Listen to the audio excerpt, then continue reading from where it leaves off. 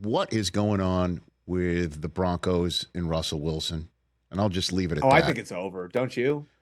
Yeah, it sounds over, with Sean Payton also saying today that he said he saw a meme of somebody wearing a jersey of a bunch of names of the quarterbacks with crossed out names. He says, we just got to make sure the next one isn't crossed out.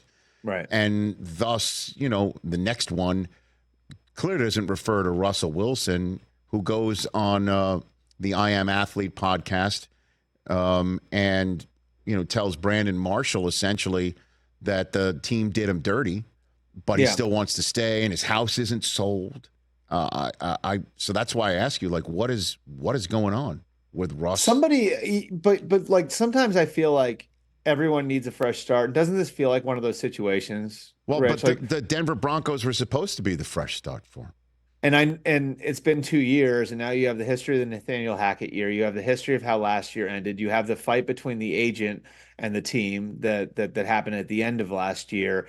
There's just all of this baggage that Russell Wilson would carry into 2024, right? So if Russell Wilson goes, let's say Russell Wilson goes to Las Vegas, right, and plays for the Raiders. Well, if the Raiders start like 2-3 and he's got a few picks over the first 5 weeks, okay, good. You ride it out, right?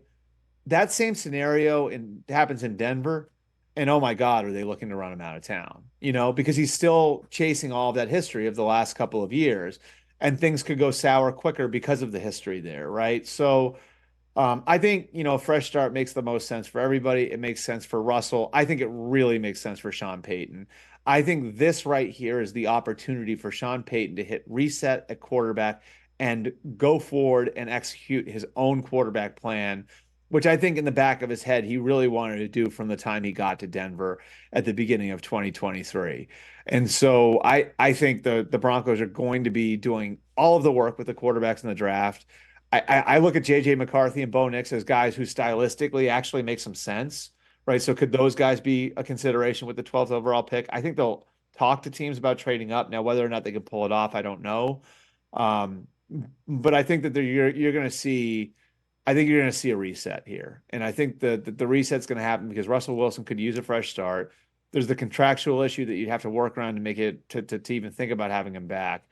And this is maybe the one shot that Sean Payton has in Denver at hitting the reset button. I can't see him passing that up. I don't know, though. I mean, I read somewhere that J.J. McCarthy's lanky and is way back of the quarterback group. Albert, where did I read that? Oh, that's right.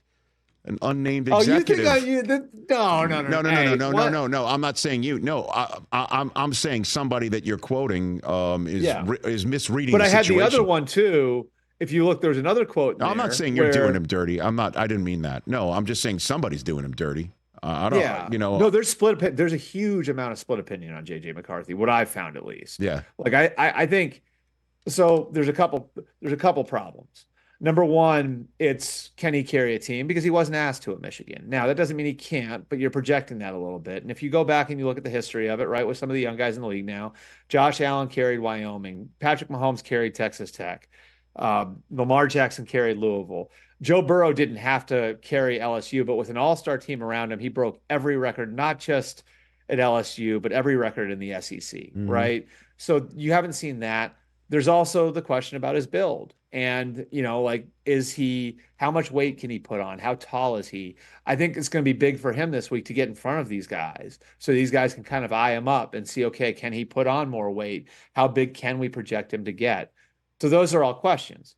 What I would say, and I say this 100% genuine, this has nothing to do with our rivalry. Of course. He is competitive as hell. His makeup is great. He's a winner. He's got a loose wrist.